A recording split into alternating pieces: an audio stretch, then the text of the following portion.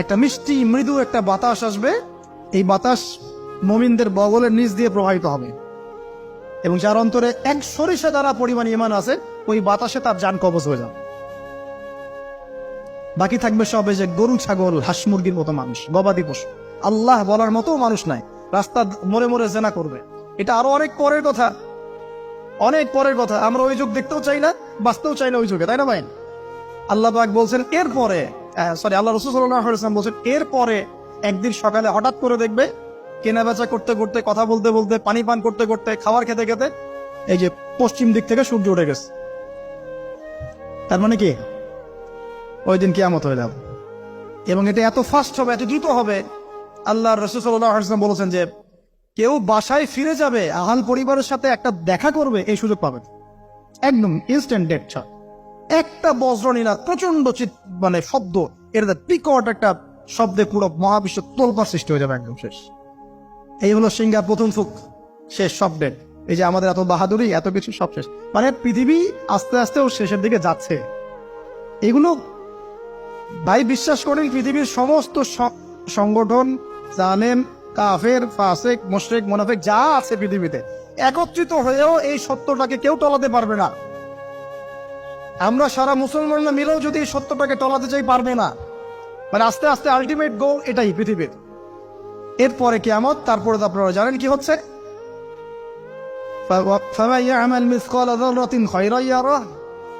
এক চুল পরিমাণ যদি ভালো কাজ কেউ করে থাকে, তাকে সেটা দেখানো হবে। এক চুল পরিমাণ খারাপ কাজ আমরা কেউ করে থাকলে দেখানো হবে। তবে যারা লা ইলাহা ইল্লাল্লাহ এই তাওহীদের উপর থাকবে, যত বড় গুনাহ করুক না কেন, আল্লাহ মাফ করে দিবেন ইনশাআল্লাহ। পাকিস্তানের খেজুর গাছের নাম শুনেছ? তামিমবাড়ি বলছেন শুনেছে। সেখানে কি খেজুর আছে? তামিমবাড়ি বলছেন প্রচুর খেজুর আছে। এই ব্যক্তি বলছে যে অতি সত্বর সেখানে কোনো খেজুর থাকবে না। এরকম কিছু কথা বলার পরে তামিমবাড়ি তাকে জিজ্ঞাসা করলেন, আপনি কে? এত প্রশ্ন জিজ্ঞাসা করছেন, তুমি কে, তোমার পরিচয় দাও। তখন এই ব্যক্তি বলছিলেন, আমার পরিচয় তোমরা খুব শীঘ্রই জানতে পারবে। অতি শীঘ্রই আমি এই শেকল থেকে মুক্ত হব এবং পুরো পৃথিবীতে আমি 40 দিন রাজত্ব করব। কতদিন? 40 দিন। তবে মক্কা এবং মদিনায় আমি প্রবেশ করতে পারবো না, কারণ সেখানে প্রবেশ করতে ধরলেই দেখা যাবে আল্লাহর ফেরেশতারা খোলা তরবারি হাতে মক্কা মদিনা পাহারা দিচ্ছে।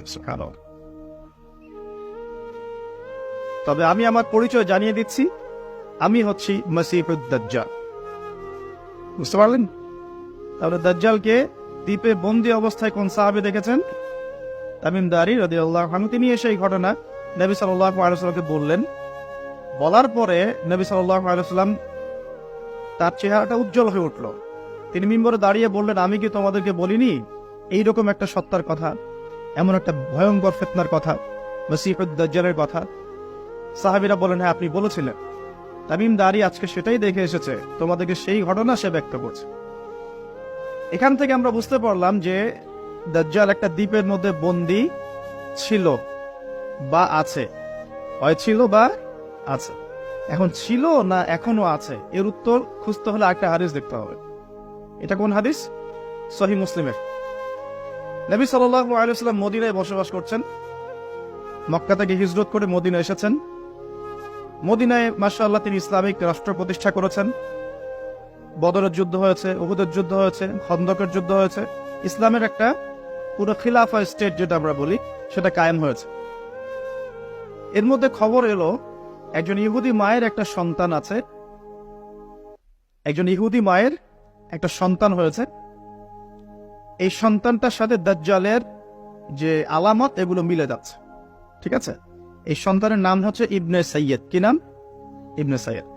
তো নবী সাল্লাল্লাহু আলাইহি ওয়াসাল্লাম ওমর রাদিয়াল্লাহু আনহু এবং অন্যান্য সাহাবীদেরকে নিয়ে ইনভেস্টিগেট করতে গেলেন। ইনভেস্টিগেট করতে গিয়ে তাকে ডাকলেন। ইবনে সাইয়্যিদকে ডেকে বললেন, তার চুলগুলো কোঁকড়ানো ছিল ঠিক দাজ্জালের চুলের মতোই। চোখের মধ্যে একটু সমস্যা ছিল, কারণ আমরা জানি দাজ্জালের ডান চোখে একটু সমস্যা থাকবে।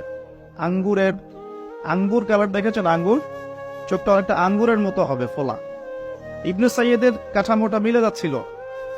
নবী সাল্লাল্লাহু আলাইহি ওয়াসাল্লাম তাকে ডেকে বললেন, তুমি কি দেখো? ইবনে সাইয়্যিদ বলছে, আমি আরশ দেখি। কি দেখি? আরশ বোঝেন তো? আরশ মানে কি? আচ্ছা, এখানে আরশের কথা যেহেতু এসেই গেছে, একটা কথা বলে দেই যে নবী সাল্লাল্লাহু আলাইহি ওয়াসাল্লাম একটা হাদিসে বলেছেন, কিতাবুত তাওহীদ গ্রন্থের মধ্যে আছে, আমরা যে পৃথিবীতে বসবাস করছি, এই পৃথিবী থেকে প্রথম আসমান মানে পুরো মহাবিশ্ব, এর দূরত্ব হচ্ছে 500 বছরের রাস্তা। কত বছর? এভাবে দ্বিতীয় আসমান থেকে তৃতীয় আসমানের ডিস্টেন্স 500 বছরের পথ। কত বছর? এভাবে চতুর্থ, পঞ্চম, ষষ্ঠ, সপ্তম, এই 7 আসমানের প্রত্যেক আসমানের ডিস্টেন্স হচ্ছে 500 বছরের রাস্তা। এর উপরে আছে কুরসি। কি আছে? ওয়াসিআ কুরসিয়ুহুস সামাওয়াতি ওয়াল আরদ। আয়াতুল কুরসি পড়েন নাই? আয়াতুল কুরসি ঘুমানোর সময় পড়েন কি?